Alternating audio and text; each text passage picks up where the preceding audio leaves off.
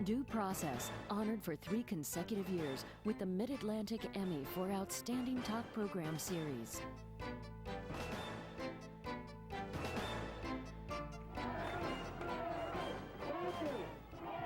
The once jailed former mayor of Jersey City not allowed to run again, but at least he has his vote back, while tens of thousands of other New Jerseyans are still without the right to cast a ballot. And in still other states, they will never vote again. Should a criminal conviction mean a purging at the polls? That's next on this edition of Due Process. Major funding for Due Process is made possible by the New Jersey State Bar Foundation, committed to educating the public about the law. Additional funding is provided by Lawyer's Diary and Manual.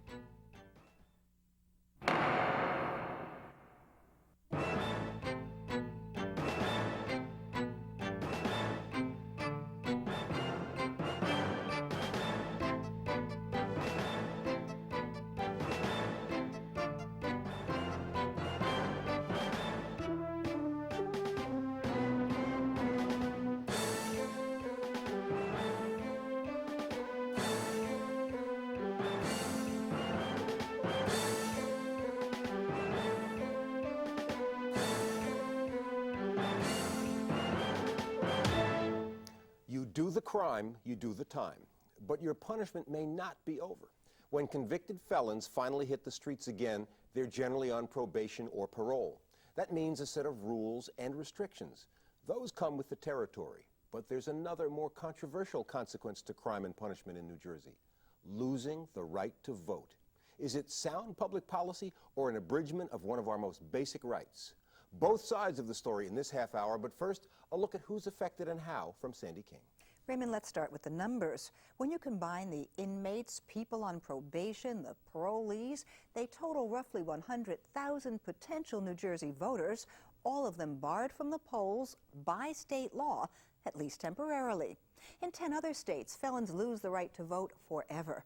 The penalty falls across the board on white-collar criminals and violent offenders, on common thieves, and even politicians. His re-election had been the kind of comeback politicians dream of. This has been 4 years of my life that I've been, had to live under this cloud of losing an election and not doing a good job. Sherry McCann, 4 years before, had been turned out of office by the Jersey City voters. Now, in 1989, they had made him mayor again. Today, what happened was the rejection of the old-style politics of Hudson County. But before that term was done, McCann was out again, this time in accordance with state law that says elected officials convicted of crime must give up their office. Anybody who wants to bother to read the documents can see that the documents speak for themselves. But McCann in 1991 was found guilty of tax evasion and fraud. And though those crimes had to do with a business deal and not his public office, they put him in federal prison for 2 years. I've been a fighter all my life. I've been down, I get back up. They knock me down, I get back up again. For McCann, that meant running for mayor again, but when he tried in '97, he got the bad news. The same state law that takes the vote away from every person in prison on probation or parole had disenfranchised him and taken away his right to run. Though last month, for a short time, that seemed to have changed. McCann is not barred from running for public office by 2C:52-2. And that 40:69A-166 is unconstitutional insofar as it declares ineligible to assume public office any person convicted of a crime of moral turpitude. The courtroom had been filled with supporters, but their cheering would later prove to have been premature. The winner today was the people of Jersey City. Now they get to choose who they want as mayor. So I'm going to go out and campaign and work for every vote. And though McCann still had his own vote back, his running days seemed to be through. On appeal, he lost. So the former mayor was out of the running, though he at least still had the right to vote for someone else. During that period of time that they're serving their sentence or on probation or parole after the sentence is over, they no longer can vote in the state of New Jersey. And no one's come close to overturning that law. As long as you continue to do the same things, you get what? Everybody as a whole. Same result. Absolutely. These men are in drug rehab. They're here to learn to be good citizens, but they're all still state inmates or on probation or parole, and that means for now and maybe for years to come, they have lost the right to fully participate in civic life, the right to vote. The problem is that once they complete treatment here, they may face 5 more years on parole or 5 more years on probation. Actually, I'm registered to vote, but I never got to vote because I was in jail during the last election. Do you know that you are now not permitted to vote because you're on probation? No, I wasn't aware of that. Have you ever tried to register to vote? Yes. And? Denied. Because? Because of my being on probation. How'd you feel about that? I felt rejected. How many people in a county like Essex are we talking about? A little better than 31,000. 31,000 people ineligible because of this law. Correct. So right back where we started to that one particular word. What is it called? Absolutely. Thanks to the computer system that we have, before we were able to enter a name in there, one of the checks is to go against that 31,000. So before a person gets into the active file, we check it against that list. Every name? Every single person that comes in. Last time I voted was in 1995. And after 1995, I was continued locked up, and I knew I lost my right to vote. You knew that? Yes, I did. Told you couldn't vote? Right. And were you told why? No. Did you know why? Yes, because I was locked up. Have you ever voted? Yes. And then what? And then I went to prison. And they stopped all of that. You know you can't vote now. Right. Because you're on parole. Now I have the right to vote, and I've voted since 1998 in every election since then. Oh. Changed my belief. Belief system. Courage. Courage. Positive thinking. Your thinking. Patience. Patience. Faith. I don't know if we as a society are have the privilege to take away voting privileges for that reason, but I do know, therapeutically, that when a person learns about their rights and their responsibilities, they're an asset to the community and should be allowed to vote. How long will you be on probation? Approximately 10 months.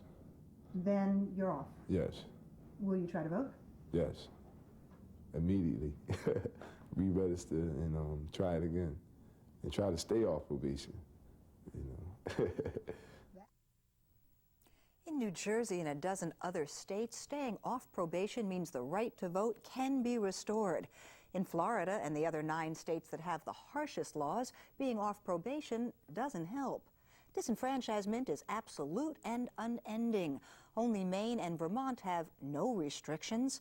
Even inmates in those states can vote. Here in New Jersey, voting rights can be restored, but, Raymond, not soon enough for some state legislators. Arguments from one of those legislators, from a former prosecutor who defends the current law, and from a prisoner's rights advocate who says there should be no connection between a criminal conviction and the basic right to vote.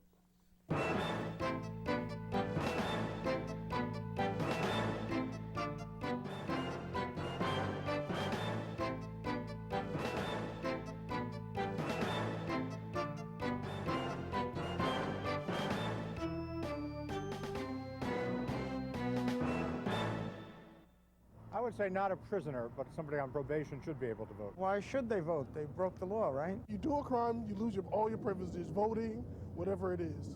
I do believe you lose your privileges. You shouldn't be able to vote. They're still human beings because they commit any mistake in the past also means that they don't have the right to vote. No, everything should be taken away. You give up the right, especially like violent criminals. You give up your right. They made a mistake. They have to live with it, and they got rights, and they should be able to vote. I think prisoners should be allowed to vote because they still have an opinion regardless of what kind of crime they did wrong. They still have to survive in the society once they get out. So if the crime was over and done with, they spend their time. Why can't I vote when I'm out? The issue reached the front burner last year with the presidential countdown in Florida. Hundreds of thousands were automatically ineligible, more than enough to have determined the outcome. But here in New Jersey, State Senator Wayne Bryant is trying to liberalize the law, while Ed Martone of the New Jersey Association on Corrections says Bryant's bill does not go far enough. And in Newark, Former Bergen County Executive Assistant Prosecutor Bob Hennessy says they're both off base. He says disenfranchising felons just makes sense. Welcome to all of you. Senator Bryant, let me start with you. What is this bill that you've introduced, and what changes would it make? Well, what it first does is says that anybody who's on probation should have the right to vote, and anybody who has committed a fourth-degree crime that's on parole ought to have a right to vote. And the reason for that is simple. We want to integrate people back into society. What more basic is it than to have a right to vote and select those who will lead you? There is no rational reason in a modern society for us to disenfranchise people while they're on probation or on parole. And statewide, that would cover about 60 to 70,000 people if the bill that you've proposed became law. Absolutely. About 70,000 people would end up having the right to vote. Okay. Now, Ed, I take it you don't think the senator's going far enough? Well, I support the senator's bill. I do think that it's a good first step. In the world, according to me, however, anybody on parole would be eligible to vote, anybody on probation. Indeed, I would like to see people who are in prisons and jails voting, as they do in 2 of the states in our country. Do you take that position on the matter on the basis of abstract principle, that is a belief in the right to vote, or because you think there is some social value to be served by having people who are inmates and a larger population of those who are ex-offenders vote? I'd say for 2 reasons primarily. One is I think it's unconstitutional and unfair to tell people that even though your offense had nothing to do with violating the election laws, we're going to prevent you from participating in the electoral process. I also think that when you look at my organization, we're in the business of trying to rehabilitate ex-offenders, to reintegrate them into society. We know that the best way to successfully do that is to get them to feel a part of their community, to get them involved in community volunteer activities, working in the community in a job, and I would argue participating in the political process. And this is voting is fundamental to working in the political process. Bob Hennessy, you're a former assistant prosecutor. What position do you take on this question of voting and the effect of a criminal conviction on voting? Well, I think that New Jersey's law is a very mainstream law. It is not an extreme law as exists in certain other states. New Jersey basically says that if you have committed an indictable offense and you are in prison, you can't vote. When you come out, if you're on parole, you cannot vote, or if you're on probation, you can't vote. All right, but let me ask you, the fact that it's mainstream doesn't make it right. I know your thinking process goes deeper than that. Why do you think that's good policy? I think it's good policy because, number one, we restrict the rights of people who violate the law in many ways. The primary way is we restrict their liberty, we incarcerate them. When an inmate is released, we restrict his right to travel. While he's on parole, he can't leave the state. And similar situations occur when someone was on probation. When you commit a crime, you give up certain rights, and one of those rights that you give up is your right to vote. There's an incentive for people who want to get that right back to successfully complete probation, to successfully complete parole. But let me say this, wouldn't it gladden your heart if you walked by the county jail and heard some men who had just been convicted and were on their way to state prison arguing about social policy or trade relations with China? Wouldn't you think they might be people who are more likely to be people reintegrated into society than if they showed no interest in the matters of public policy that affect us? I agree, and I think that would be a great thing, and I hope that does occur, and I hope that will occur. But they have to pay their price to society for the crime that, for whatever reason, they've elected to commit. Once they pay that price, then they should be integrated back into society, and we should do everything we can. But they don't pay the price until they do their prison sentence, and they don't pay the price until they successfully complete their parole or probation. All right, let me bring it back to Senator Bryant. You're in the middle at the moment. That is, you don't go as far as Ed and say, let's extend it into the prison system itself. On the other hand, Bob takes a position in favor of the current system. Are you in the middle because you think this has to be done in cautious steps, or because you think we ought not to extend the right to vote to people currently in prison? I think it's two.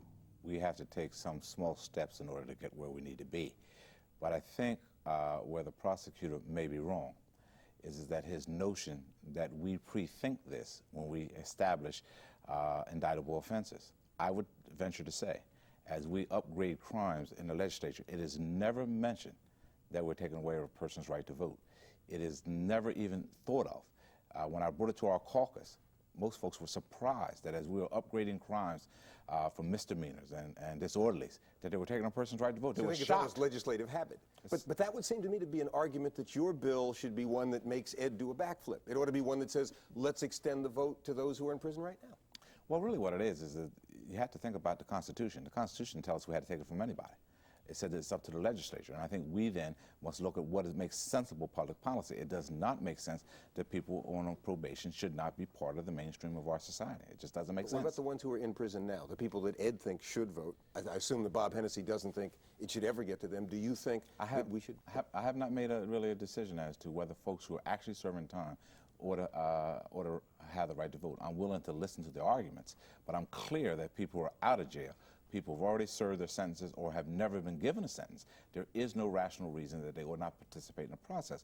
Plus, the process is not fair completely as you look at the makeup of those individuals. They happen to be people of color, and therefore it seems to be in some way a genocide towards folks who are of color to make sure they can't participate in the process. And we must examine that very, very closely. Now, when you say genocide, that implies that you think that there are racial or ethnic overtones or undertones to this policy question. Absolutely. It is very clear. I mean, it is no mistake that our prison population is basically brown, meaning Latino and African American. We realize that we're striving for justice, but there is not real justice in New Jersey or around the country. And therefore, we cannot take away, I think, the basic right, the right to vote, and to change that system for those who might not be receiving justice. Bob Hennessy, does it affect your thinking about the policy implications that while you may not at all be thinking about the race question, that it disproportionately affects people of color to have a policy limiting the franchise to those, for example, in prison? Well, I'm very sensitive to the race question. Let me just say that I think that Senator Bryant's legislation is well-intentioned, and I do not view it as extreme legislation by any means. He's not advocating that we allow all first, second, and third degree offenders to vote, most of whom will probably be incarcerated. He is saying let's open it up to people who have been charged with fourth degree offenses. I disagree in as much as we're lowering the bar, we're lowering the standard. For instance, and Senator, please correct me if I'm wrong about your bill if I misstate anything, but as I read it, it would permit a fourth degree offender, someone who would be charged with criminal sexual contact, a fourth degree offense, to vote, while someone who would be charged with third degree theft, that is a person perhaps who stole in excess of $500, would not be able to vote. I think there's disparity within that framework, number one. Number two, as to the disenfranchisement of a segment of the population, that's a very serious concern. But I don't believe the debate should focus upon whether or not we are going to change the laws to permit that population to vote despite their criminal record or their criminal involvement. I believe the debate there should lie in the fact that we should all stand together and condemn the repugnant practice of racial profiling, and let's put an end to it once and for all. I think the debate should lie in the fact that the inner city youth is denied the educational opportunities that other people are. I'm sorry. Ed, do you think that the racial impact of this policy question has something to do with the fact that we're really getting around to this at a very late stage in the development of our ideas about broadening and guaranteeing the franchise to everybody? It does have this is a public policy, certainly has a disparate impact on minorities because, as the senator says, it's minorities who make up the prison and jail populations. In a state like New Jersey, for example, the vast majority of crimes are committed by the white majority, but about 90% of the prison population is people of color, of one color or the other. So that obviously has a ripple effect when you're talking about them then not being able to vote when they get out or not being able to vote when they go out on parole. So it has an ugly side as well as being wrong-headed, I think. It's also, in addition to being unfair, it also has this disparate impact on people of color. And it's an enormous number of people. I mean, we throw the figure 100,000 out, but that's an enormous chunk of the eligible voting population. And when you realize that most of those 100,000 are people of color, we have to really seriously think about whether this makes sense to continue to tell shoplifters, for example, you've also lost your right to vote. Plus, you have to really look at what is happening, that the downgrading. If you look at downgrading of crimes is much more likely among our white population than our African American or Latino population. Also, the right to go into pretrial intervention, which also allows you to continue to vote once you do the pretrial intervention, also is much more heavily disproportionate to the number of whites versus the number of black and Latinos. So in essence, our system itself is fraught with those things that will cause minorities to be disenfranchised. That we must face to, and that's why I think it's time that those crimes that are fourth degree ought to be when you're on probation. Well, is this then, do you see this as part of a broader attack on the larger issue of racial inequality within the criminal justice system in terms of numbers, impact, treatment, and opportunity? Absolutely. It begins the major dialogue that we need to look at in terms of what is happening with our judicial system and how it's adversely impacting upon Latinos and minorities throughout the system. And this is one area where we'll start that dialogue. Ed, let me bring this from a level of sophisticated discourse to something that's pretty practical, and that is you work with the universe of people who are in prison or are ex-offenders. Is there a likelihood that as we broaden the universe, and even if Senator Bryant's next bill extends into the prison population itself, that there will be sizable numbers of these men, and increasingly women, who will exercise the franchise? I mean, are they agitated and concerned about being disfranchised, or is this something of concern only to the leadership? I think in all honesty, if you look at our general voting population, in our last presidential election, for example, I think we broke a record for turnout. We had 51% of the eligible voters actually voting.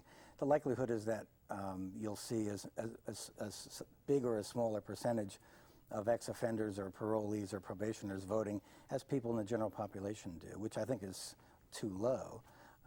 But I don't think that by definition parolees or probationers are any more or less interested in the political process than Joe and Jill Q. Public. People ought to recognize what you're doing also is you're affecting that entire family.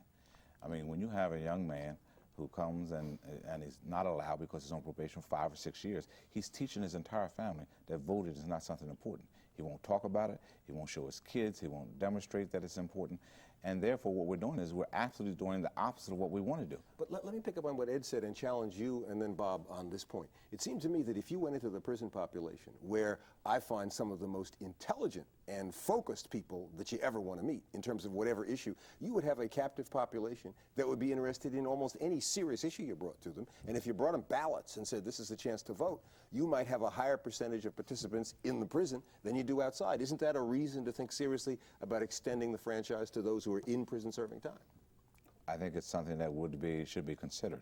I'm not still sure I'm convinced that that's not something that when you're in jail that you ought to not understand that you're going to lose this vital privilege. But I think once we release you from that or do not demand that you go, there is no nexus to why we shouldn't let you participate. The punitive aspect of this is probably at the lowest level of punishment that a person's suffering in prison. I mean, Bob, wouldn't you say that of all the things one is deprived of in prison, probably not high on the list for anybody who's there at the moment is the loss of the vote? It might be important, but less than liberty, less than opportunity to be with family. Seems to me it's probably not significant punishment, is it?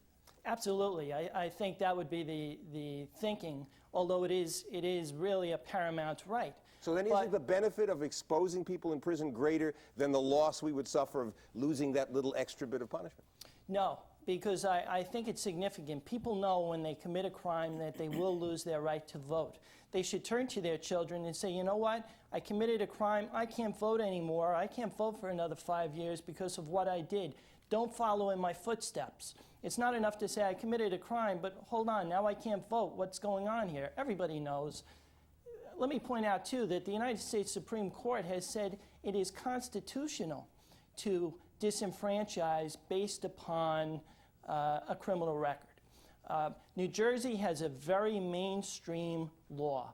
We're not like some other states that say once you've committed a crime, you can never vote again. And historically, certain states have used that to disenfranchise African Americans. And Bob, that is. All right, we're sort of winding down, so we haul out the crystal ball at the end. Is this as far as New Jersey's likely to go in the next 5 years, you think, Senator Bryant's bill, and no further? Is that likelihood prediction? Well, I think it is likely. I think Senator Bryant's bill deserves to be debated, and I think he raises some very serious and legitimate concerns. All right, let me share the crystal ball with the senator. Is your bill going to pass? I think it has a good opportunity. I think we will, after the racial profiling, I think we're going to start to examine other issues that are affecting people disproportionately. And Ed, in the next 5 years, are you going to convince the senator to extend these provisions? Of course. To the, wow, that was an easy one. Well, so you're convinced even though he is not. But I do think that as a result of the debacle in last year's election in Florida, and as a result of the racial profiling hearings, I think there's a new public interest and sensitivity to the subject, and I would give the likelihood of the senator's bill passing in the near future. And you also think he's going to change his mind and side with you on inmates? My powers of persuasion are going to be enormous. We'll have to have you back on due process in a couple years to see. Senator Bryant, Ed, Bob, I want to thank you all for being with me. That's it for this edition of Due Process, but we'll be here this time next week with another cutting-edge issue of law and social justice. Till then, for Sandy King and all of us here at Due Process, I'm Raymond Brown. Thanks for watching.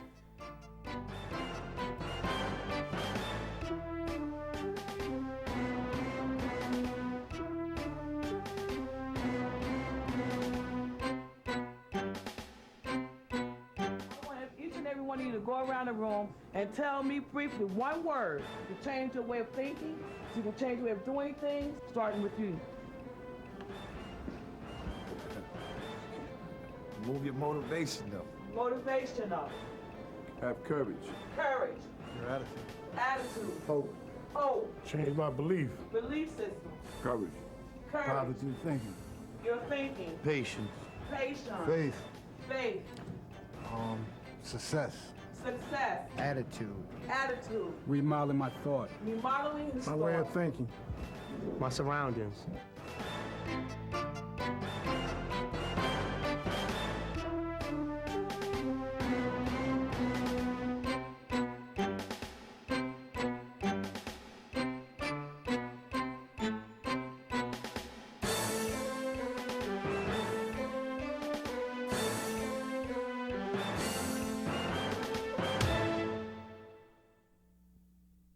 Major funding for Due Process was made possible by the New Jersey State Bar Foundation, committed to educating the public about the law.